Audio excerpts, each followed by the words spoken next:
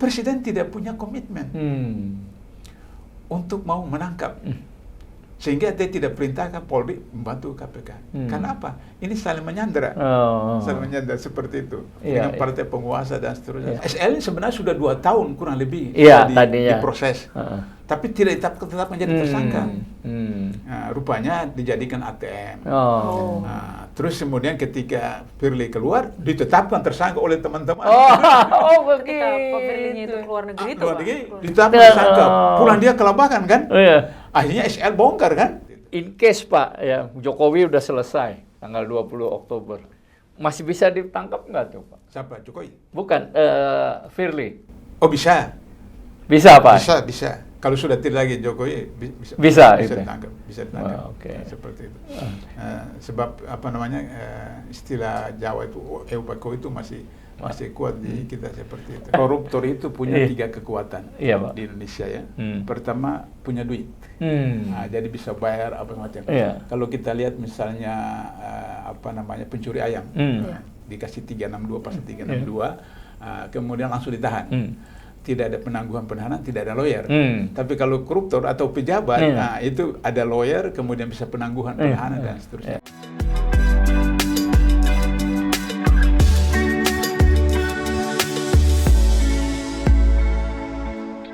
Halo Sobat 9, jumpa lagi kita pada hari ini.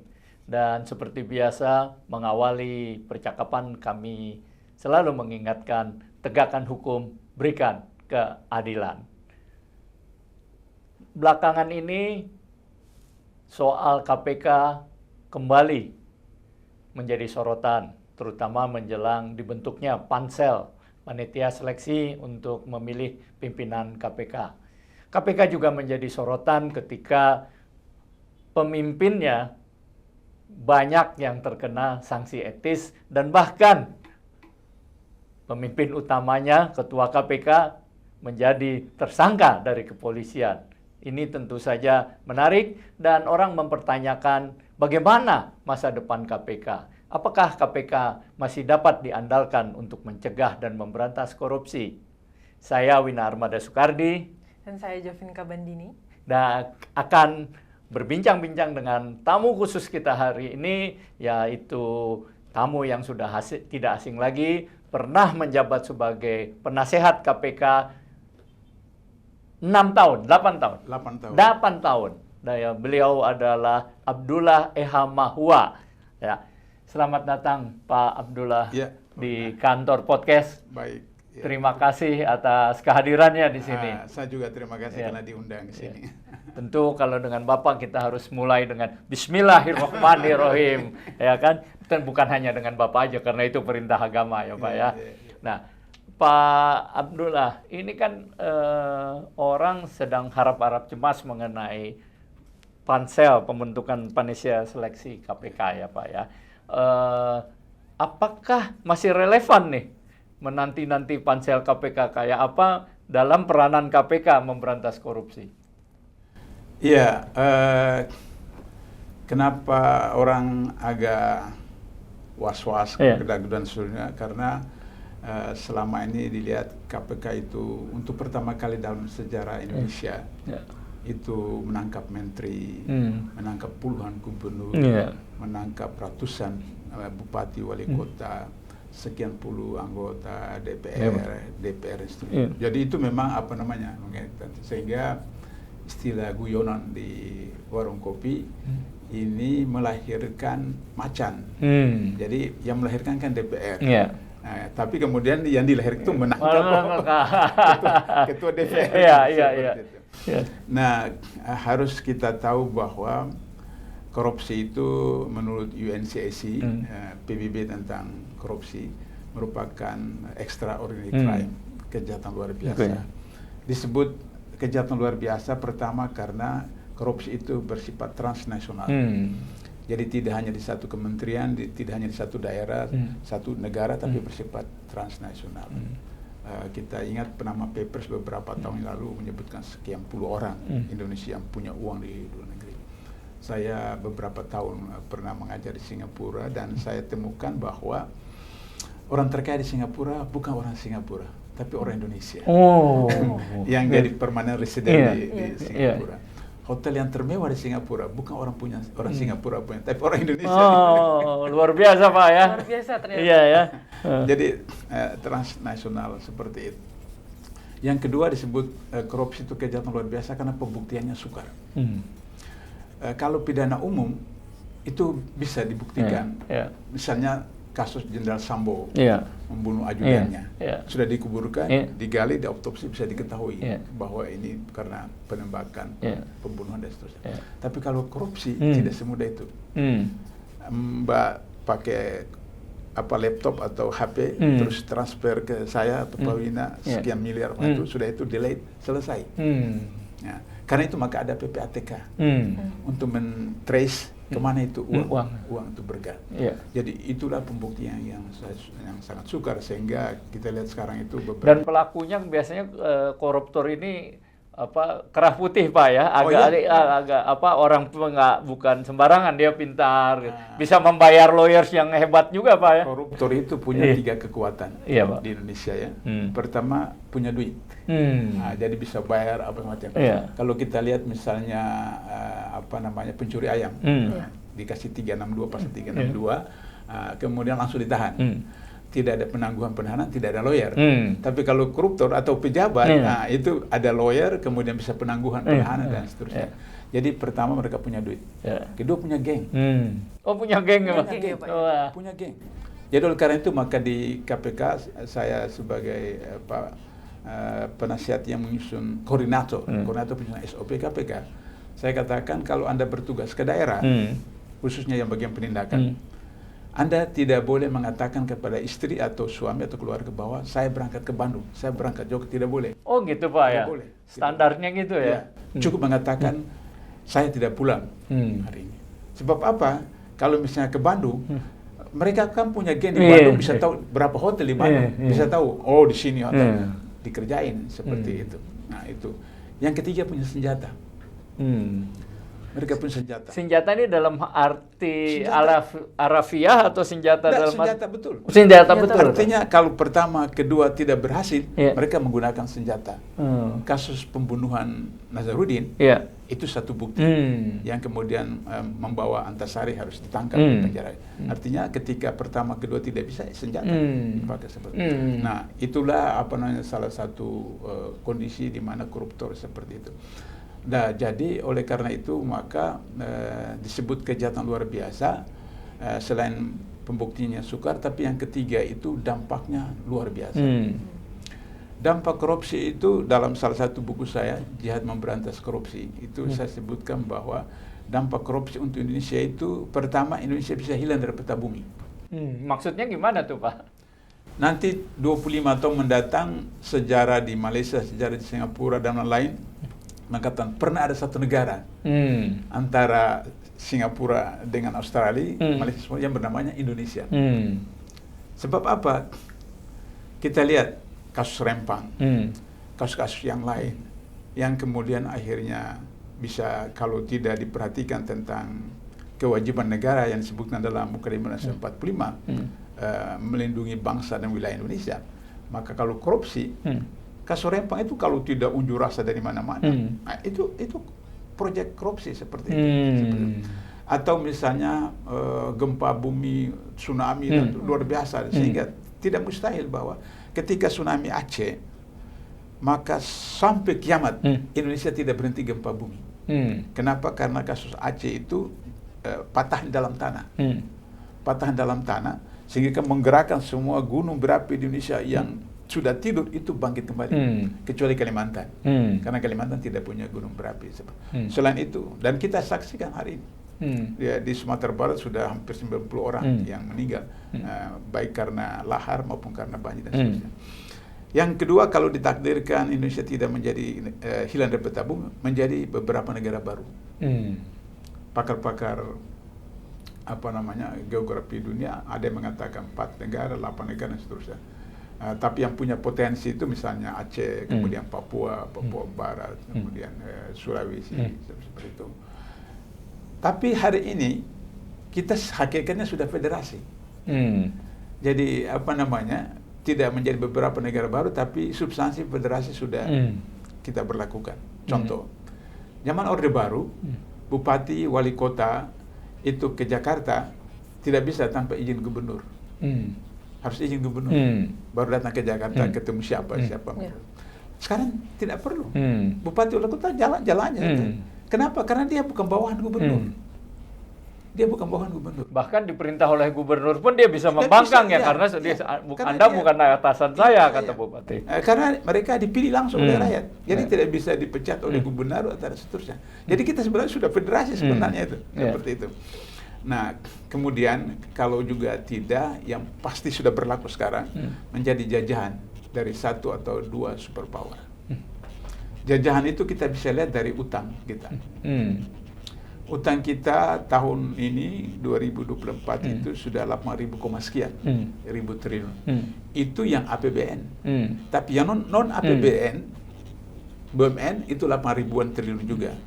Untuk membayar gaji purnawirawan TNI, Polri, dan ASN itu 4.000 lebih triliun. Jadi totalnya kita itu sudah 20.000 triliun. Tapi kemudian kata Menteri Keuangan kita, Sri Mulyani, kita belum beberapa persen, belum sampai sekian persen, baru 20%, 30%. Dari GDP ya. Ada GDP Amerika, Korea itu ratusan persen. Di sini kebohongan publik yang dilakukan oleh Sri Mulyani. Korea, Jepang, Amerika itu menyebutkan ratusan persen, itu jujur seluruhnya. APBN dan non APBN disebutkan. Kita tidak. Kita hanya sebutkan APBN. Yang non APBN kita tidak pernah sebutkan satu. Yang kedua, mereka itu berutang kepada rakyatnya. Berutang kepada rakyatnya. Kalau kita bukan berutang kepada rakyat. Arti berutang itu karena obligasi negara diterbitkan gitu, Pak, ya maksudnya. Kalau kita tidak berutang pada luar negeri. Ketiga negara-negara itu negara kreditor. Mereka memberikan bantuan pinjaman ke negara-negara sedang berkembang. Kita bukan kreditor, kita debitor. Seperti itu. Nah, di situ tidak pernah Sri Mulyani seperti itu. Maka kemudian ada yang masih saya bertanya, kenapa Sri Mulyani seperti begitu? Dia ahli ekonomi UI lagi seperti itu. Saya bilang periode ini periode saling menyandera. Periode Jokowi ini periode saling menyandera. Ketika saya masih di KPK, kasus Bank Senturi, masih ingat ya? Iya, Senturi. Bank Senturi. Itu Sri Mulyani terlibat. Siapa, Pak? Sri Mulyani. Oh, oke. Kan waktu dia Menteri Budiono ya waktu itu ya. Kemudian akhirnya diselamatkan, bahwa ke Amerika dilindungi di sana. Sudah itu kemudian ketika Jokowi jadi presiden, diminta kan untuk datang. Sri Mulyani katakan, saya bersedia, syaratnya kasus saya tidak dibongkar. Jadi kan saling menyandera, saling menyandera seperti itu. Jadi itu dampak dari korupsi. Bagaimana kita bisa membayar 20.000 triliun itu? Dengan apa kita bayar? Katanya sumber daya alam. Sumber daya alam kita yang mana? Hutan kita itu sudah stadium 4. KPK pernah tangkap 3 gubernur Riau berturut-turut. Hat-trick. Hat-trick. Karena soal korupsi antara gubernur dengan pengusaha HPH. Jadi terus berlanjut ya, Pak ya? Iya. Saya ingat waktu itu di Riau itu 8,2 hektar hutan rusak per menit. Per menit. Buset. 8,2. Jadi kali 60, kali 24, kali 30, kali 12. Satu tahun itu berapa? Seperti itu. Nah, itu dampak dari korupsi yang luar biasa, sehingga kita juga tidak bisa membayar utang itu dengan hutan kita. Dengan laut kita itu, data-data dari Kementerian Kelautan dan Perikanan, potensi kelautan kita itu 1 tahun 30.000 triliun. Nah, kalau 30.000 triliun, itu berarti kan bisa 10 APBN kan? Kan APBN kita kemarin itu 3.000 triliun. Jadi kalau 30.000, 10 APBN kan? Sehingga kalau potensi kelautan kita lola tanpa KKN, dikelola oleh negara melalui BUMN, BUMD, UKM, UMKM, kita tidak perlu pinjam uang dari luar negeri. Cukup itu. Tambang kita itu terbanyak di dunia, 17 jenis tambang. Hasil penelitian di KPK, kalau tambang kita itu dikelola dengan benar oleh BUMN, BUMD, UKM, UMKM, maka setiap warga negara dari 275 juta itu mendapatkan 22 juta setiap bulan gratis tanpa kerja. Tapi karena korupsi itulah maka kemudian, coba ini yang terakhir sekarang kasus Kejaksaan Agung sampai diserbu oleh macam-macam dari hantu dari mana. Masih misteri itu ya Pak? Misteri itu. Itu karena timah saja itu 271 triliun. Baru timah. Timahnya memang lebih banyak kerugian lingkungan. Seperti itu. Jadi potensi itu 271 triliun seperti itu. Nah, oleh karena itu maka kemudian itu fakta bahwa dampak korupsi dari segi ekonomi kita sudah luar biasa Pak. Terjajah oleh negara-negara. Dulu korupsi itu kan jutaan Pak ya, terus miliaran, sekarang triliunan. Saya nggak bayangin tuh duitnya sebanyak apa. Yang kemarin baru pekan lalu itu di anggota BPK yang sewa rumah khusus untuk menerima duit. Itu kan luar biasa. Itu tidak ada negara di dunia seperti Indonesia. Nah, jadi oleh karena itu maka ini satu problem yang serius. Problem serius sehingga dengan begitu maka kemudian TAP MPR nomor 11 Rumawi 98 itu melahirkan ketentuan tentang bagaimana penyelenggara negara yang bebas dari KKN seperti itu. TAP MPR 11 Rumawi ini melahirkan dua undang-undang. Undang-Undang 28/99 tentang penyelenggara negara yang bebas dari KKN. Dari undang-undang ini lahirlah KPKPN, Komisi Pemeriksa KKN Penyelenggara Negara. Dan saya salah seorang wakil ketua, seperti itu. Kemudian lahir undang-undang yang kedua, Undang-Undang 3199 tentang pemberantasan tindak pidana korupsi. Dari undang-undang ini lahirlah kemudian KPK, Undang-Undang nomor 30 2002 tentang KPK. Karena korupsi itu kejahatan luar biasa, maka undang-undangnya juga luar biasa. Undang-undang luar biasa, maka pimpinan juga luar biasa. Pak, undang-undang luar biasa bisa dielaborate, maksudnya gimana Pak undang-undang luar biasa? Misalnya, kalau pidana, kita tahu hukumannya adalah penjara. Perdata hukumannya adalah denda. Tapi kalau tindak pidana korupsi, hukumannya dua-dua. Penjara juga, ganti rugi juga. Seperti itu. Itu luar biasanya. Kemudian, kalau misalnya di KUHP atau di KUHAP, polisi atau jaksa kalau memeriksa seseorang itu harus seizin atasannya.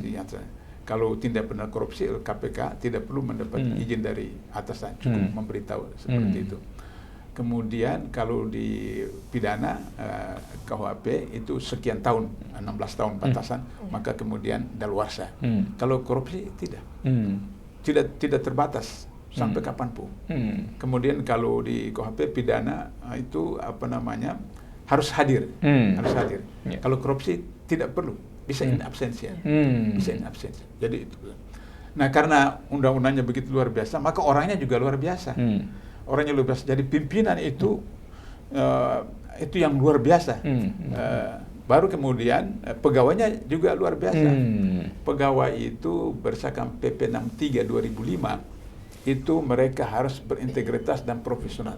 Jadi syarat untuk jadi pegawai KPK itu integritas dan profesional. Kenapa integritas dulu, profesional kedua? Karena ketika sudah jadi pegawai, bisa ikut diklat, bisa ikut BIMTEK untuk naikkan profesional mereka. Tapi kalau integritas, itu dari sononya. Kalau dari sononya sudah bermasalah, maka problem. Saya berikan contoh Pak. 2004, mulai pendaftaran pegawai baru. Maka perlu penyidik dengan penyelidik. Dari kepolisian, dari kejaksaan. Dalam SOP ditetapkan bahwa integritas itu nilainya paling sedikit itu adalah 4. Paling sedikit 1 sampai 4. Range-nya itu 1 sampai 4. Dan harus minimal 3,5. Baru lulus. Salah seorang calon penyidik dari polisi, dia dapat 3,4. Jadi selisih 0,1. Seharusnya tidak lulus kan? Tidak lulus. Tapi waktu itu karena diperlukan, ini kan baru kan, 2004.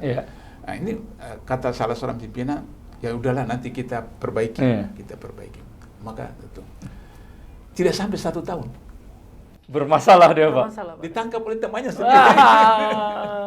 Ternyata sama sekali tidak boleh kurang ya, Pak? Iya, itu 0,1. 0,1. Apalagi di bawah itu. Gitu. Nah, ketika periode yang tadi Anda sebutkan bermasalah, Ketua KPK masalah itu, proses rekrutnya sudah asal seenaknya saja. Gimana Pak, Bapak bisa memberikan penjelasan nggak historical perekrutan ini, Pak? Ya, jadi perekrutan di KPK itu pertama, calon pegawai KPK itu tidak boleh berhubungan dengan orang KPK. Kalau diketahui langsung di eliminate. Berhubungan ini maksudnya bukan relasi, bukan teman gitu atau bagaimana, Pak?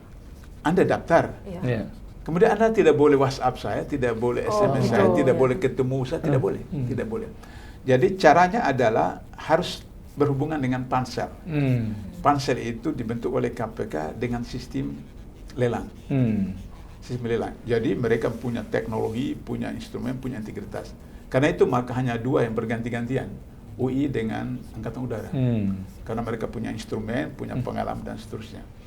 Nah, jadi nanti pansel ini yang menetapkan kriteria dari KPK, kemudian pendaftaran online, semua online, sudah itu kemudian ada pembuat makalah, kemudian ada tes psikotest dan bla bla bla, sampai ada 4-5 tahap.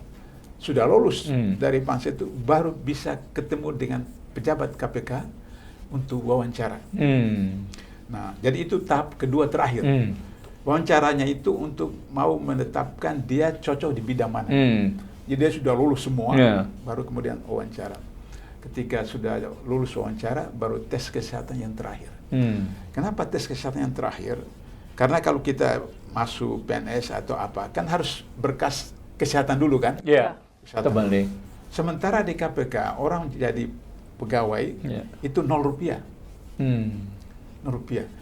Coba Bapak Mbak bayangkan tahun 2007-2008 kami perlu 100 pegawai baru KPK yang mendaftar 25.000 fresh graduate, yang lulus 45. 45. Dari butuh 2000. Dari 25.000 pelamar. Iya, kami perlu 100. Iya, 100. Yang lulus cuma 45. Bisa dibayangkan. Iya. Kemudian akhirnya tahun berikut tambah lagi menjadi 150. Mendaftar itu 39.000. Rupanya banyak juga ya peminat ke kafe KPK, Pak ya. 39.000. Yang lulus 99. Ada satu deputi penindakan itu sampai berapa tahun seleksi tidak dapat. Ada deputi seperti itu. Saya penasehat, undang-undang mengatakan 4 orang. Seleksi pertama sekitar 300-an orang, 400-an. Untuk deputi ini, Pak? Untuk penasehat. Oh, untuk penasehat. Untuk posisi dari Bapak. 400-an itu yang lulus cuma 2 orang. Kemudian diulangi lagi, tidak dapat. Hanya kemudian sepakat ya sudah 2 orang saja lah. Oh, gitu ya istiarahnya, Pak. Seperti itu. Jadi, karena requirement-nya memang tinggi ya syaratnya, Pak ya. Seperti itu.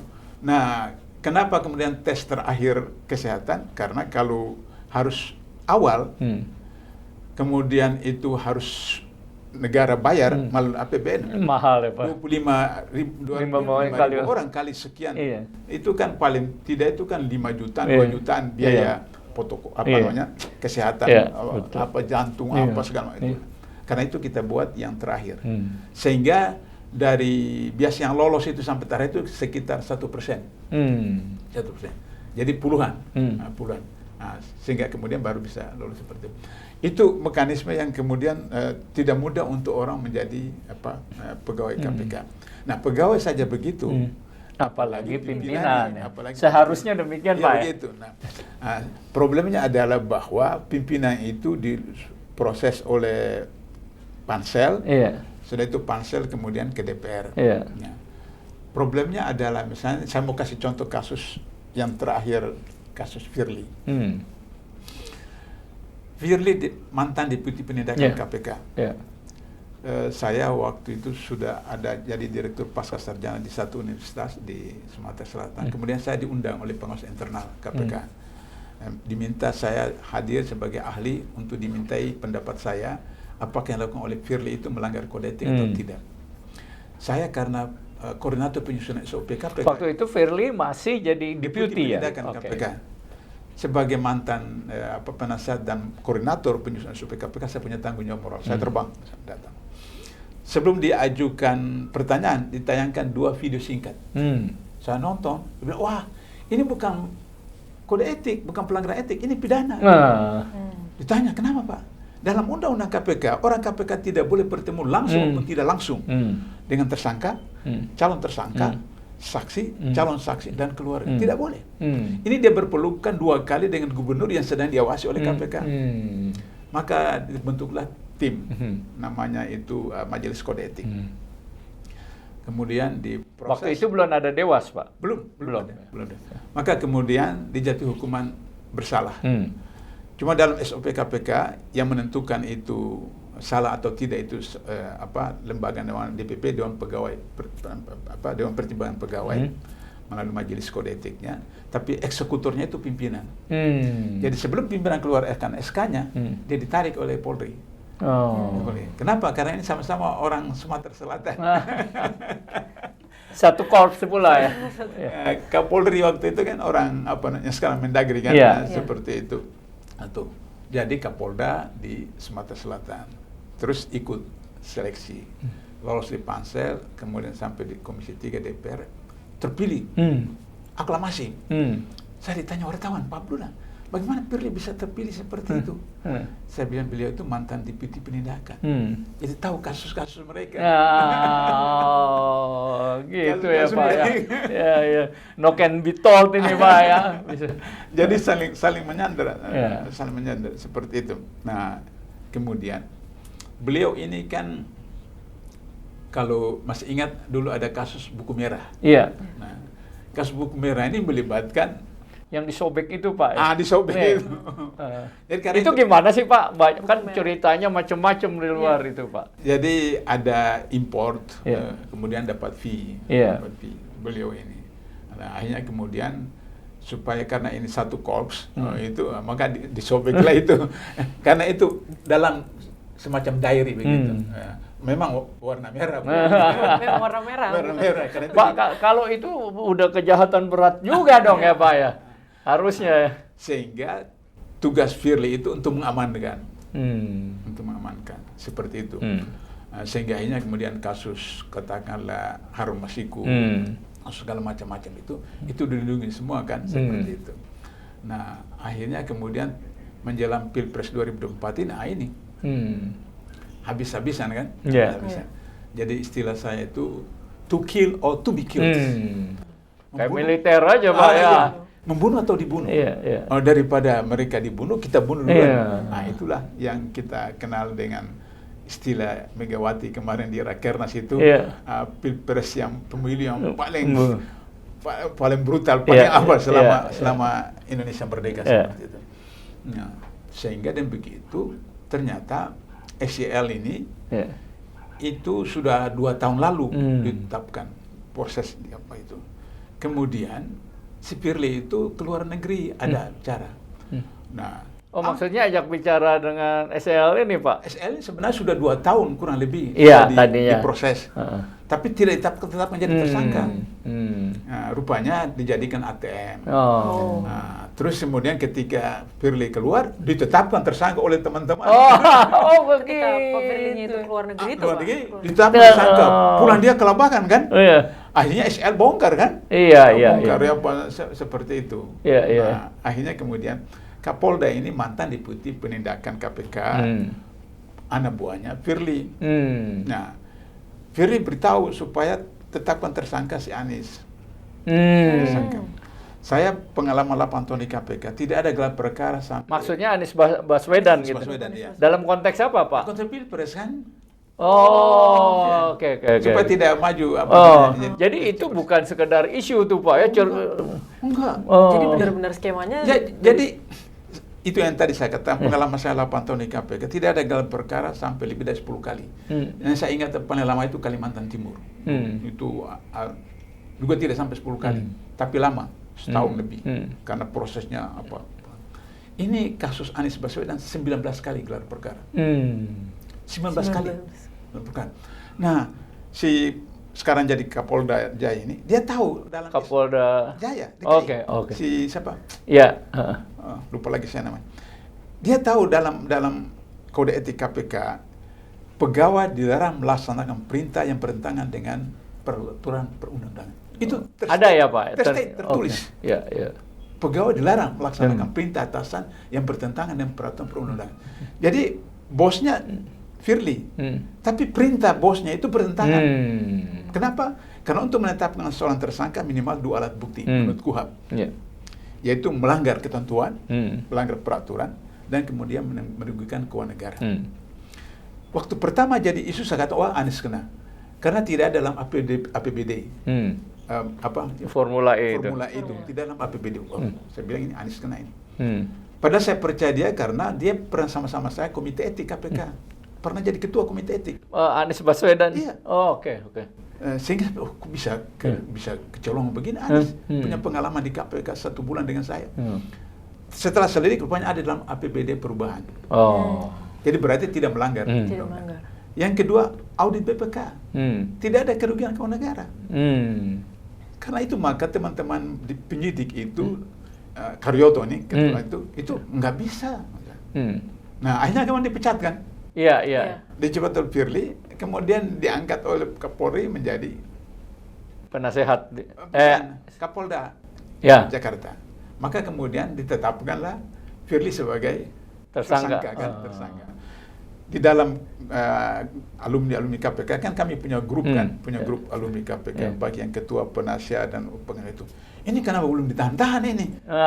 Itu juga pertanyaan orang umum ya, udah ditetapkan tersangka, kok belum ditahan-tahan? Juga. Ternyata kemudian Karyoto ini pernah jadi Kapolda di Jogja, punya kasus. Jadi ini saling menyandera. Gitu. Itu yang Bapak maksud saling menyandera saling menyandera itu. Karena itu dalam grup itu saya sarankan serahkan ke kejaksaan. Biarlah kejaksaan yang selesaikan sehingga tidak ada beban moral dari Karyoto. Nah sekarang kan Firly kabur entah kemana kan? Iya, betul Pak. Karena kalau misalnya nanti Firly dibawa ke pengadilan, terbongkar semua kan? Terbongkar semua kasus Harun Masiku, terbongkar kasus menteri-menteri, kemudian presiden, wakil presiden, terbongkar semua. Karena itu maka seperti itu.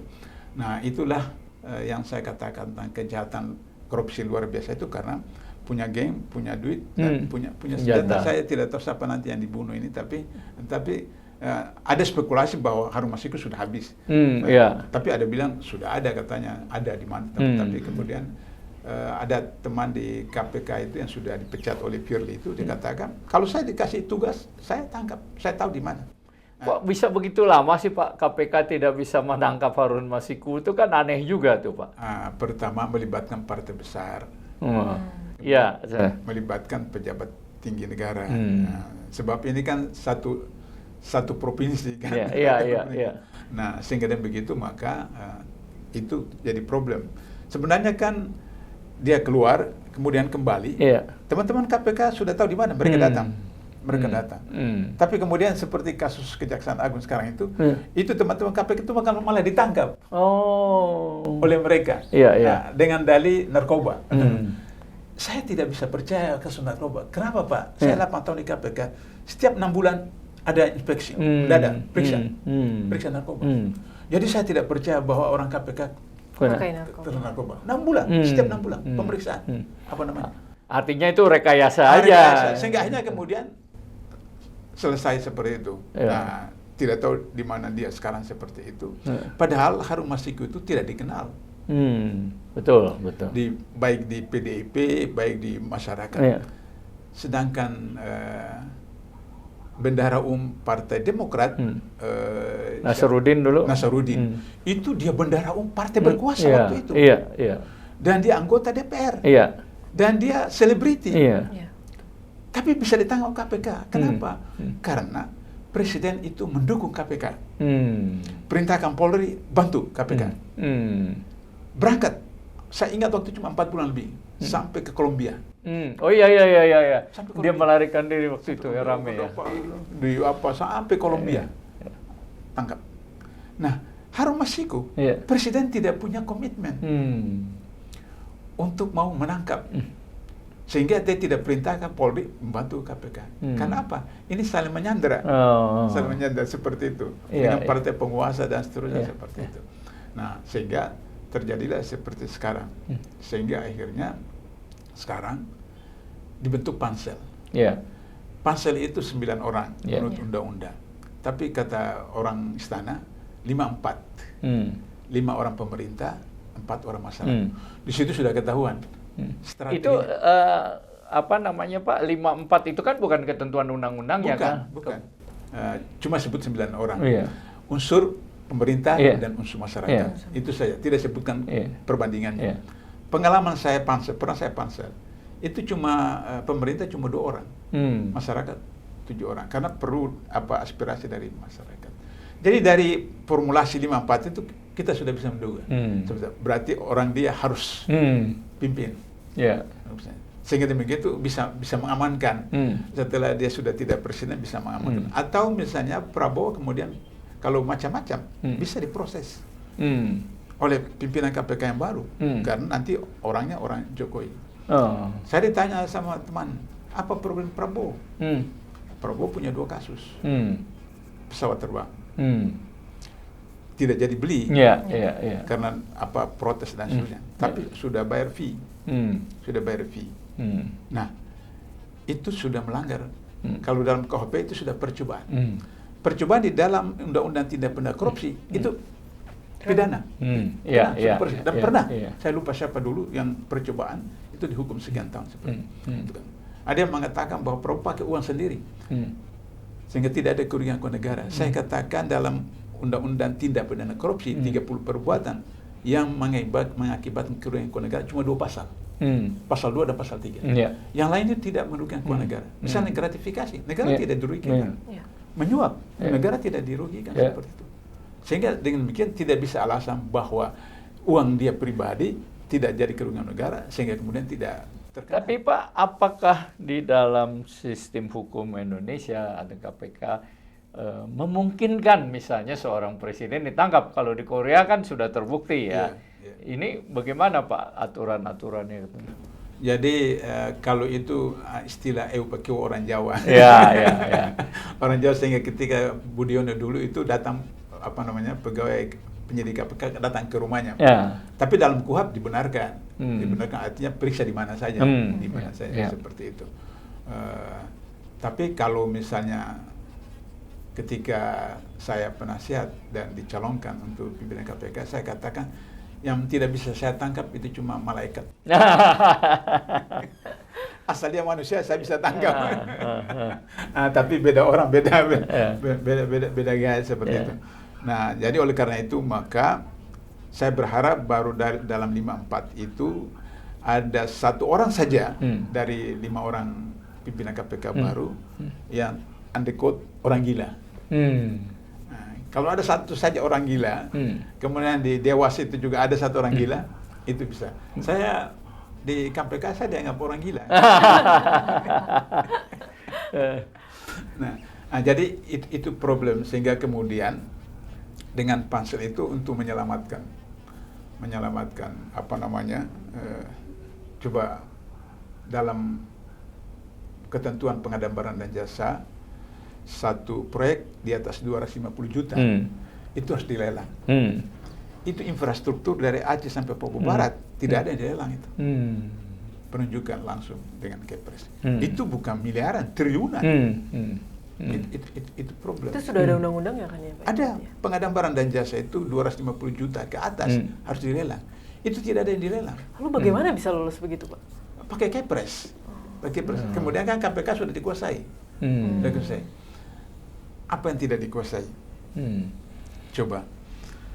Artinya Pak, kalau kita menanti pansel itu sebenarnya supaya bisa mengembalikan marwah dari KPK itu sia-sia aja, nggak harapan kosong aja gitu Pak ya. Jadi yang harus dilakukan itu adalah mengembalikan posisi 97-98. Maksudnya gimana Pak? Ya, mahasiswa harus bergerak. Gitu ya Pak. Mahasiswa harus bergerak. 65, 667 mahasiswa. Saya waktu itu mahasiswa di Makassar dan saya ikut. unjuk rasa di Jakarta di Senayan 67, Soekarno diturunkan. Kemudian Soeharto saya sudah di luar negeri, jadi saya tidak ikut tapi tetap komunikasi. Nah sekarang ini mahasiswa yang harus, kemarin sudah terbukti mahasiswa punya salah satu hasilnya itu adalah soal uang kuliah. Uang kuliah. kuliah. Nah itu kemudian berhasil kan, sehingga kemudian Menteri Pendidikan dipanggil oleh Presiden kemudian dibatalkan. Tapi itu karena menyangkut kepentingan mahasiswa. Tapi ketika kepentingan di luar itu, mahasiswa itu agak berat sekarang, sehingga harus katakanlah LSM yang anti korupsi dan seterusnya itu yang harus mendorong.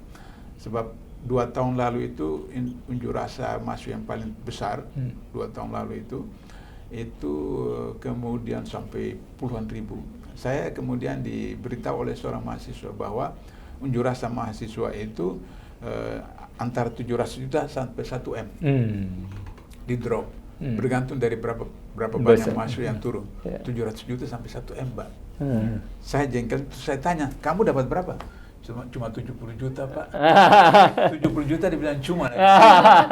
Karena jabatannya di BEM itu kecil. Jadi kalau makin tinggi ya makin besar. Itu udah merasuk ke mahasiswa ya kayak gitu, Pak. Mahasiswa. Berat juga, Pak. Tapi di antara itu masih ada beberapa yang kemarin itu. Dan itu saya berharap bahwa itu bisa menggerakkan sehingga kemudian masyarakat bersama-sama, sehingga kemudian di dalam disertasi saya sarankan agar supaya penetapan pimpinan lembaga negara, apakah KPK, apakah Kapolri, apakah Jaksa Agung, apakah MA, apakah Komisi Yudisial, lembaga negara itu tidak ditetapkan oleh DPR. DPR memutuskan ditetapkan, tapi tidak fit and proper test. Kenapa fit and proper test? Karena DPR itu lembaga politik. Ya, pasti keputusannya politik lah, Pak. Politik harusnya gue memutuskan yang menguntungkan gue dong, pasti kan. Kasus Firly tadi. Iya. Tapi harus ke DPR karena apa? Karena Undang-Undang Dasar menetapkan DPR itu punya kewenangan anggaran. Iya. Ya, jadi legislasi, budgeting dan kontrol. Sehingga harus dibawa ke DPR. Tapi DPR hanya mengatakan terima atau tolak. Kalau tolak dikembalikan lagi ke pansel. Nah pansel saya sarankan agar supaya tidak dibentuk oleh presiden, tapi dibentuk oleh masyarakat. Betul. Yang itu kualitas pansel itu beda-beda tips dengan malaikat. Sehingga dan begitu maka orang-orang yang terbaik dari terbaik yang terpilih seperti itu. Maka kemudian siapapun yang kena itu bisa diproses seperti. Kalau di DPR hampir nggak mungkin, Pak, mengharapkan.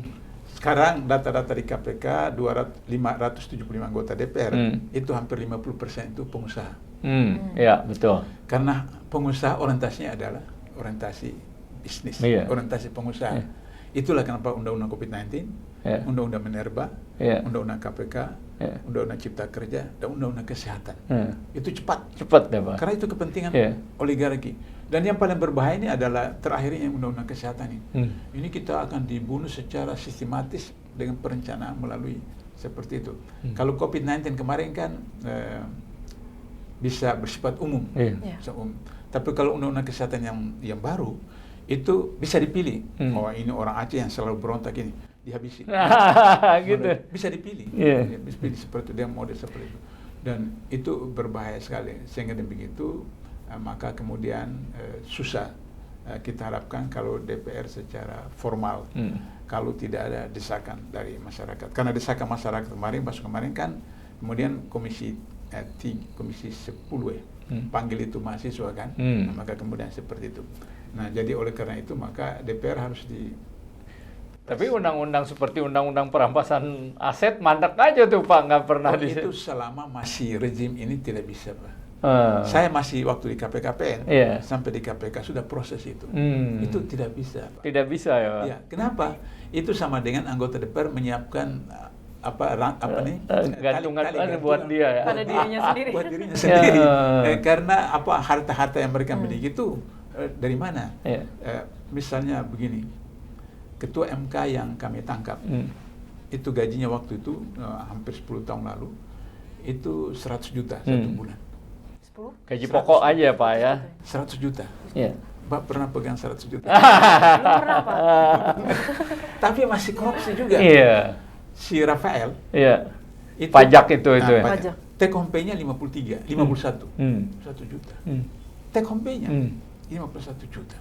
Jadi oleh karena itu maka ini yang disebut dengan corruption by greedy. Jadi kalau dari segi motif, ada beberapa jenis korupsi. Pertama corruption by need. Nah, corruption by need itu sekitar 60% sampai 70% PNS itu korupsi. Karena kebutuhan. Gaji PNS itu selalu saya katakan PNS yang jujur 1 bulan mati 3 kali. Karena gajinya cukup untuk 10 hari. Nah, kemudian nanti bagian survive bergantung dari tingkat kreativitas. Nanti waktu KPK baru dinaikkan gaji mereka. Yang kedua corruption by greedy. Nah ini yang tadi. Ketua MK 100 Serakah juta. gitu ya. 100 juta tapi masih korupsi seperti itu. Yang ketiga corruption by opportunity. Karena peluang, Kesempatan. kita ingat KPU 2005 ditangkap hampir semua. Iya. Dan ketuanya kan profesor. Iya. Maaf dari UI kan. Iya. Nah, Dan itu banyak memang dari UI iya. waktu ada Mulyana, ada ini macam-macam. Itu. Nah mereka ini dosen, guru besar yang tupoksi mereka transfer knowledge di perguruan tinggi. Mereka tidak punya pengalaman teknis tentang pemilu. Di kampus tidak pernah lihat uang 1M, apalagi triliunan. Di KPU ini ada triliunan. Lantas zaman Orde Baru, pengusaha-pengusaha itu datang ke KPU waktu itu kan langsung Mendagri, Kementerian Dalam Negeri, langsung. Nah ini datang profesor, doktor itu kiri kanan hanya jeblos. Jadi setiap hari jeblos seperti itu. Nah jadi itu contoh korupsi karena kesempatan. Peluang seperti itu. Kemudian yang terakhir adalah corruption by exposure. Korupsi yang telanjang. Coba bisa perhatikan dari presiden sampai RT itu korupsi. Nah KTP itu kan gratis kan, tapi kalau kita udah mau ambil kan ada salam tempel. Ada salam tempel seperti itu. Jadi itu dari motif. Dari target disebut material corruption, political corruption, intellectual corruption. Material corruption adalah korupsi yang materi, ya apa mobil, rekening, saham, suami, istri, pacar dan sebagainya. Kemudian political corruption. Yang sekarang terjadi itu political corruption.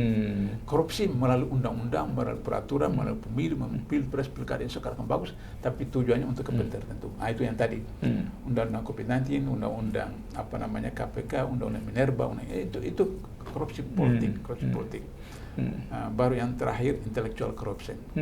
Korupsi intelektual itu dilakukan oleh guru, dosen, ustadz, romo, pendeta, dan bla bla seperti itu. Apa itu?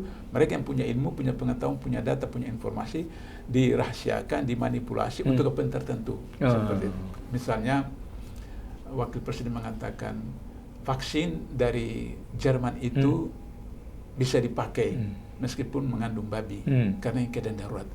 Ini korupsi intelektual. Ya. Kan ada yang tidak mengandung babi. Kenapa itu? Misalnya vaksin Nusantara yang punya pribumi. Gitu. Kenapa tidak dorong pemerintah seperti itu? Karena di situ ada korupsi. Bisnis besar itu ya, ada komisi besar ya Pak. Besar itu. Saya punya teman yang bergerak di bidang farmasi, dia katakan itu cuma berapa puluh ribu rupiah vaksin itu. Tapi pertama kali itu kan 2,5 juta pertama kali. Kemudian turun sehingga baru terakhir seperti itu. Jadi itu korupsi seperti itu. Nah jadi itu korupsi intelektual. Sehingga demikian maka memang problemnya adalah bahwa korupsi tidak bisa diselesaikan oleh satu lembaga apapun. Harus semua bekerja sama ya Pak? Bekerja sama, nggak bisa sendiri, harus maraton. Jadi ada sistem, ada budaya, ada apa semuanya. Tapi Pak, kembali ke KPK ya, kalau yang saya dengar dari cerita Bapak, ngeri juga ya Pak ya. Nah, apakah ini kan KPK dibentuk untuk memberantas korupsi ya Kak? Karena lembaga-lembaga penegak hukum nggak berjalan dengan baik ya kan, sehingga dia mensupervisi kepolisian, kejaksaan. Yang terjadi sekarang kan terbalik Pak. Nah, ketuanya disandra, terus macam-macam lah kejadian, hampir semua pernah kena kode etik. Apakah eksistensi KPK ini masih relevan atau gimana nih sebagai orang yang pernah di sana? Perlu kemukakan asbabul urut atau latar belakang hadirnya KPK Ya. di seluruh dunia. Ya. Menurut UNCIC, PBB tentang korupsi, harus dibentuk KPK di seluruh dunia. Kenapa? Karena negara-negara kreditor itu ketika memberikan bantuan, khususnya negara-negara di Afrika, itu pemerintahnya korupsi, sehingga kemudian bangkrut, tidak bisa mengembalikan kan, seperti itu. Nah, karena itu maka dibentuklah KPK di seluruh dunia, termasuk. Tapi seperti saya katakan tadi, ternyata kemudian ketika KPK bergerak, wah ini anak makan tuan. Nah, sehingga akhirnya kemudian mereka melakukan proses untuk bagaimana menghancurkan. Ketika amandemen Undang-Undang 45 menjadi Undang-Undang 2002, itu sudah sistematis sekali. Sistematis. Misalnya, sila keempat Pancasila, kerakyatan dipimpin oleh hikmah kebijaksanaan dalam permusyawaratan perwakilan. Ya. Jadi, sila itu mengatakan bahwa kita pilih wakil kita di MPR, mereka bermusyawarah pilih presiden wakil presiden. Kita milih wakil kita di DPR tingkat 1, mereka bermusyawarah pilih gubernur. Kita milih wakil kita DPR tingkat 2, mereka bermusyawarah pilih bupati atau wali kota. Dengan Pilpres langsung itu melanggar sila keempat. Seperti itu. Kemudian untuk mengamankan kebijakan itu, maka dibentuklah apakah KPK, MK, dan seterusnya. Coba kita perhatikan MK secara matematik, 9 orang. Ya. Undang-undangnya itu mengatakan 3 orang dari presiden, 3 orang dari DPR, 3 orang dari MA. Selama ini kita tahu bahwa kalau presiden itu pasti punya kekuatan di DPR. Jadi partai yang menang itu punya kekuatan di DPR dan di istana. Sehingga berarti totali 6 orang. Kalau MA itu mereka rasa dirinya wakil Tuhan di dunia, maka 63. Itu maksimal kan? Maksimal.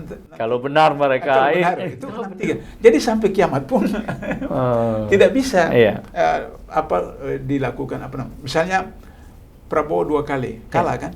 Nah, karena di MA seperti begitu.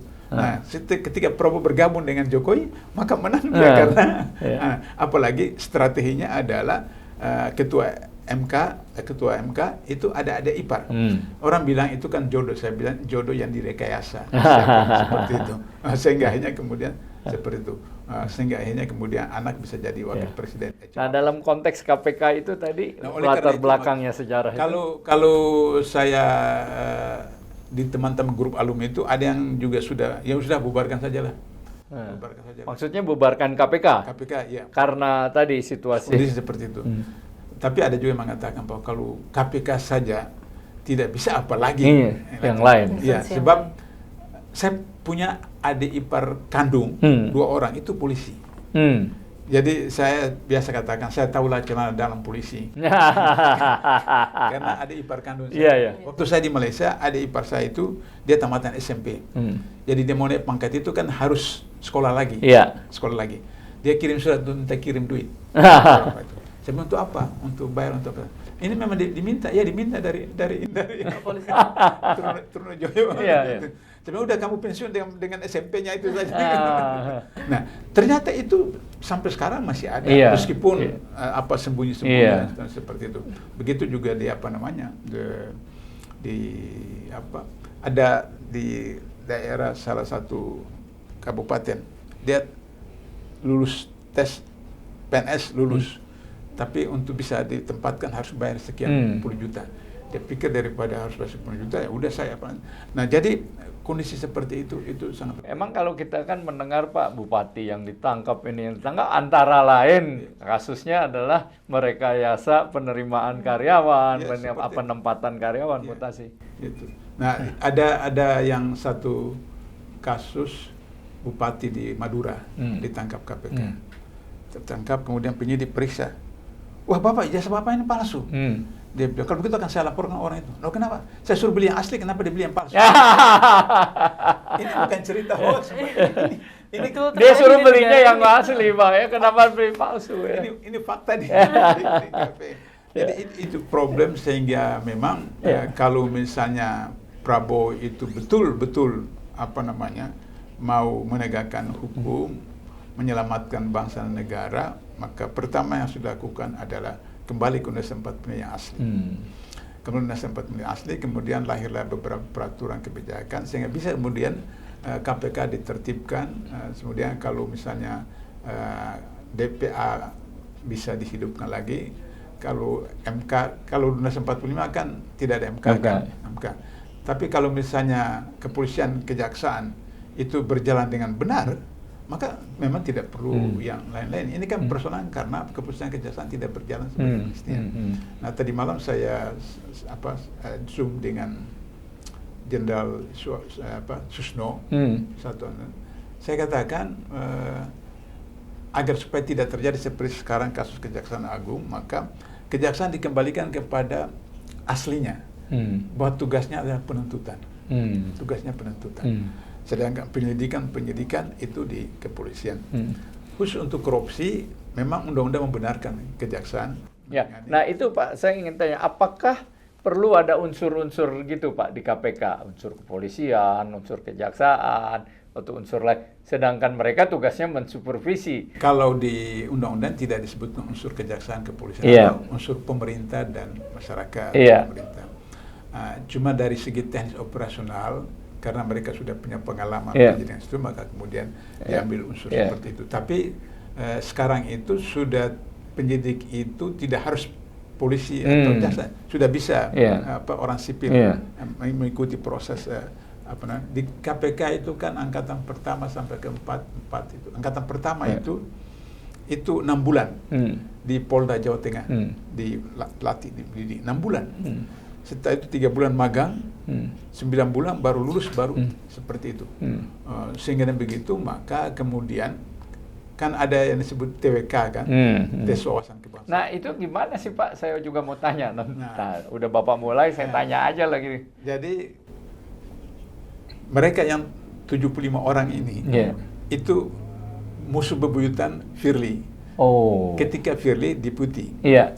Nah mereka melakukan ini, Firly itu membocorkan ada berapa puluh kasus OTT, dan ini yang selalu melawan ini, sehingga akhirnya kemudian untuk dan kasus Harun Masiku, kasus apa ini kan mereka mau apa, tapi karena Firly mendapat tugas dari istana untuk mengamankan itu, maka kemudian akhirnya setelah Firly jadi ketua KPK dibuatlah instrumen TWK itu.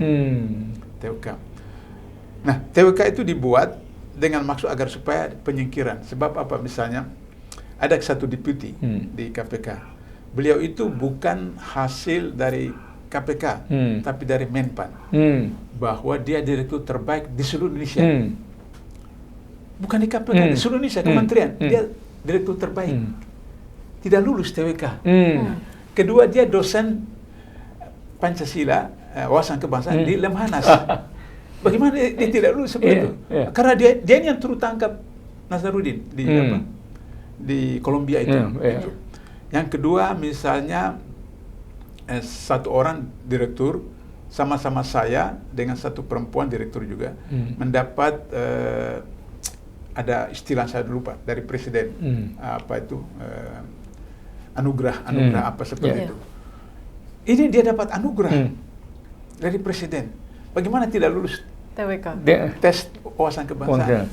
Kemudian 6 bulan di Polda Jateng, 3 bulan magang, baru bisa lulus seperti itu. Setelah tidak dari Polda Jawa Tengah, kami buat di BIN di Bogor itu. Jadi dilatih orang BIN. Bagaimana dilatih orang BIN? Tidak lulus wawasan kebangsaan. Tapi itulah caranya untuk bisa. Kalau wawasan kebangsaan itu penyelenggaranya, maksud saya pelaksana ininya siapa Pak? Orang Firly. Bukan independen itu Pak? Bukan orang Firly. Misalnya psikolog dari UI ditugaskan. Enggak. Seperti itu. Jadi objektivitasnya juga menjadi. Iya, itu misalnya kalau saya pernah pansel kan, jadi saya lakukan psikotes apa itu kan standarnya.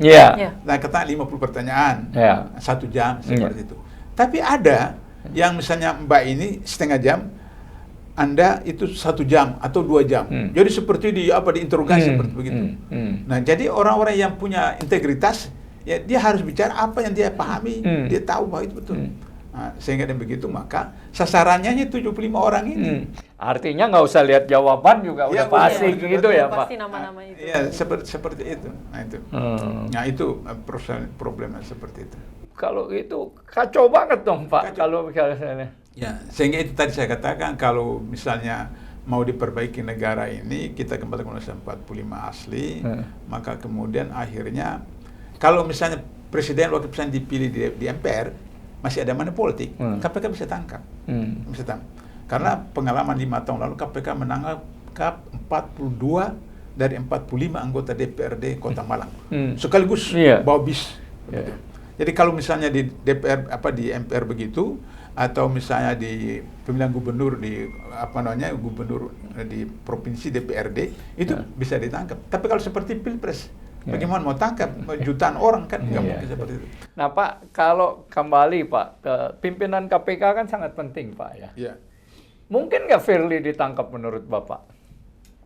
Kalau misalnya kan sudah tersangka, udah tinggal ditahan aja. Ya, itu sebenarnya kalau pandai ini Polda diserahkan aja ke Kejaksaan Agung. Nanti Kejaksaan Agung yang proses kan. Nah, ketika Kejaksaan Agung proses, ketika sudah di pengadilan harus ditangkap kan.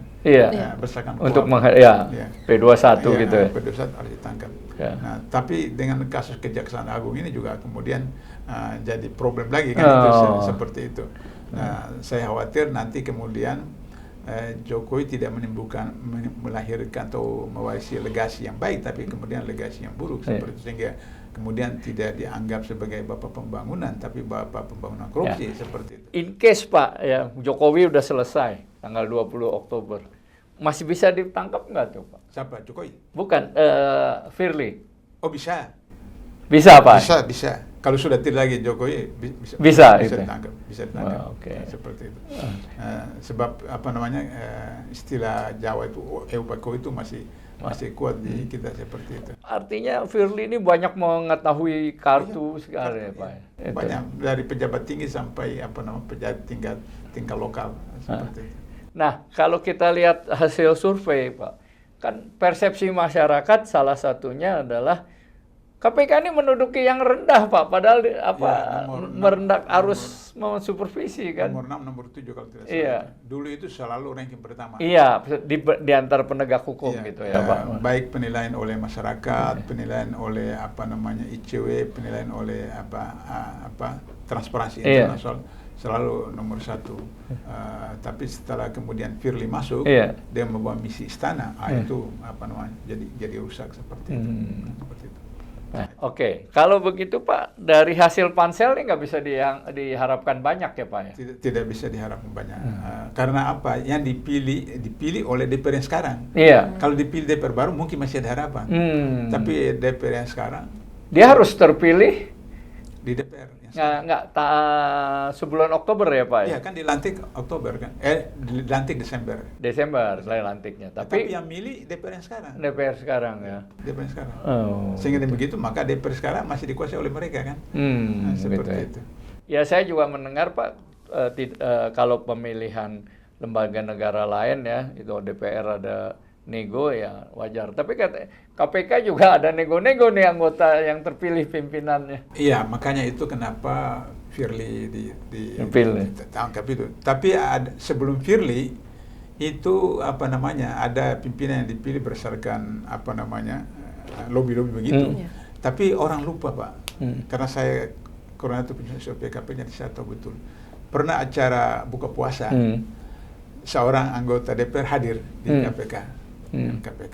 Subuhnya dia ditangkap. Subuhnya? Subuhnya dia ditangkap. Hadir buka puasa, tapi subuh dia ditangkap. Kenapa? Karena di KPK itu yang proses itu adalah penyidik. Penyelidik. Bukan pimpinan. Bukan pimpinan. Jadi karena itu maka di SOP KPK itu ketika mau gelar perkara, maka salah seorang itu misalnya mau minta monitoring penyadapan, maka dia buat memo kepada atasan langsungnya di Satgas setuju ke direktur, direktur setuju ke deputi, deputi setuju pimpinan minimal 2 orang setuju, maka kemudian dia sadap. Setelah dia sadap, maka dari bagian penyadapan hanya memberikan rumus putus simpulan bahwa itu. Tapi dia tidak puas, dia minta transkripnya. Dalam SOP KPK itu yang boleh ditranskrip itu ada pembicaraan berkaitan dengan soal korupsi. Di luar itu tidak boleh transkrip. Misalnya pengalaman saya hadir dalam penyadapan itu, saya dengar, aduh, ngeri banget ini. Sampai kemudian saya katakan kepada pimpinan, orang di bagian penyadapan itu harusnya sudah berumah tangga. Kenapa Abdullah? Wah, itu dengar itu. Dengar itu apa nih, kalau ini belum berkeluarga susah nanti pulang. Nah, jadi sehingga begitu, maka kalau Bapak ingat waktu ada rekaman KPK diputar di MK, itu kan seperti terputus-putus kan, terputus-putus. Karena SOP-nya begitu, yang tidak menyangkut tentang tindak pidana korupsi itu harus dihilangkan seperti itu. Tapi aslinya tetap tersimpan seperti itu. Nah, sehingga demikian ketika Satgas sudah setuju gelar perkara, dibawa ke direktorat setuju, dibawa ke deputi setuju, dibawa ke pimpinan gelar perkara. Dalam hal tertentu saya diundang. Jadi ketika orang ditetapkan tersangka di KPK, itu 99% jatuh hukuman di pengadilan. Ada yang tanya saya, kenapa bukan 100%, Pak? 1% itu otoritas Allah. Allah bisa mengubah hati seseorang seperti itu. Jadi saya katakan Anda minimal 99% sehingga diputuskan. Nah, tidak ada yang lolos pengadilan. Baru belakangan ini dengan proses aborsi segala itu sudah bebas termasuk Pak Hadi Purnomo ya Pak ya, dia melakukan pra peradilan dan menang gitu. Itu karena apa? Rekayasa yang sedemikian rupa. Misalnya alasan hakim waktu itu bahwa penyidiknya ini bukan polisi. Padahal tim yang sama itu pada kasus yang lain dan hakimnya itu juga menjatuhkan hukuman. Artinya bahwa sudah ada intervensi kan, intervensi seperti itu. Atau misalnya kemudian ada yang terbaru di pra peradilan bahwa jaksa KPK itu tidak mendapat mandat dari jaksa agung. Nah, ini dari 2005 sampai sekarang kan itu sudah mempunyai hak atribut ketika diangkat sebagai jaksa penuntut di KPK itu hak atribut otomatis. Alasan hakimnya bahwa tidak dapat mandat daripada jaksa agung untuk coba itu. Nah, ini berarti semua kasus yang 1.500 kasus itu harus batal semua demi hukum seperti itu. Nah, jadi itu yang saya katakan tadi, koruptor itu masuk ke semua eselon lepok dan seterusnya seperti itu. Sehingga kemudian akhirnya seperti sekarang. Nah, jadi kalau misalnya masyarakat khususnya mahasiswa mendorong MPR yang akan datang, DPR, sehingga kemudian mengembalikan undang-undang KPK yang asli, saya pikir masih bisa seperti itu. Tapi kalau tidak, memang ya saya setuju dengan beberapa teman-teman di alumni KPK, ya udah fokus saja sama polisi dan jaksa. Tapi syaratnya untuk polisi dan jaksa, rekrutmennya itu harus ikut cara KPK. Jadi tidak ada, jadi Rp0, sehingga kemudian berdasarkan prestasi, kredibilitas, integritas, profesionalisme baru bisa. Kalau tidak, ya siap-siap yang saya katakan tadi, kita betul-betul menjadi jajahan dari 1 atau 2 super power. Nah Pak, kalau Bapak akhirnya diapain nih KPK? Apakah ya udahlah dibiarkan kita terima atau kita bubarkan atau apa? Walaupun PBB bilang tadi kan Bapak bilang harus ada tuh KPK. Apa yang sebaiknya dilakukan? Jadi kalau misalnya SOP-nya masih belum hilang 100%. Karena itu maka ketika rekrutmen pegawai menggunakan SOP yang lama. Sehingga meskipun pimpinan macam-macam seperti itu, tapi kalau pegawainya itu baik penyidik penuntut umum dan pegawai biasa itu orang-orang yang punya integritas dan profesional, maka kemudian bisa seperti itu. Sehingga demikian ketika sudah dari bawah, maka kemudian dari PP 63 2005 itu ada disebut tentang unit wadah pegawai. Jadi wadah pegawai, kalau di perusahaan-perusahaan atau di swasta itu ada buruh, serikat buruh, maka di KPK itu wadah pegawai. Wadah pegawai merupakan institusi untuk bisa berkomunikasi dengan pimpinan, menyampaikan aspirasi dan seterusnya. Sehingga kalau misalnya sampai di tingkat deputi penindakan sudah tetap tersangka, lantas kemudian pimpinan tidak melaksanakannya karena tanda tangan atau menyetujui, maka kemudian wadah pegawai ini bisa melakukan hubungan negosiasi dan pimpinan seperti itu. Tapi memang amandemen undang-undang KPK ini memang luar biasa. Misalnya pimpinan KPK itu bukan lagi penyidik dan penuntut umum. Undang-undang KPK yang lama, pimpinan KPK adalah penyidik dan penuntut umum. Sehingga begitu maka pimpinan KPK yang menandatangani sprindik seperti itu. Dan kemudian juga penuntutan seperti itu. Kalau sekarang tidak.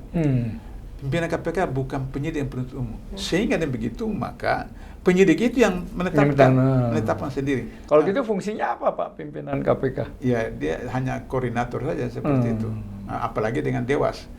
Dewas itu memberi izin atau tidak memberi izin kepada penyidik atau penyelidik atau penuntut umum untuk melakukan penyadapan seperti itu. Nah itulah sebabnya kasus Harun Masiku apa segala macam itu tidak bisa karena harus izin Dewan Pengawas. Dewan Pengawas itu diangkat oleh Presiden. Sehingga kemudian pakai dengan namanya seperti itu. Nah itu problemnya. Jadi oleh karena itu maka kalau rekrutmennya masih seperti lama meskipun pimpinannya bermasalah maka itu masih bisa diharapkan. Jika pimpinan pegawai KPK tidak direkrut seperti pola yang lama itu memang berat, bisa saja kemudian ya udah kalau begitu daripada sekian triliun rupiah setiap tahun untuk biaya dibubarkan saja. Jovin masih ada pertanyaan? Ini Pak, kalau sebelumnya kan pegawai yang lain ya Pak, selain pemimpin KPK itu harus dilakukan rekrutmen yang benar. Kalau dari Bapak sebenarnya rekrutmen pimpinan KPK yang baik itu bagaimana Pak? Sebenarnya kan karena itu tadi saya katakan karena lembaga politik maka kemudian punya kepentingan politik seperti itu sehingga dengan calon-calon itu harus memang punya integritas. Saya tidak mau ikut seleksi pimpinan KPK karena saya tahu saya model orang seperti saya itu tidak akan.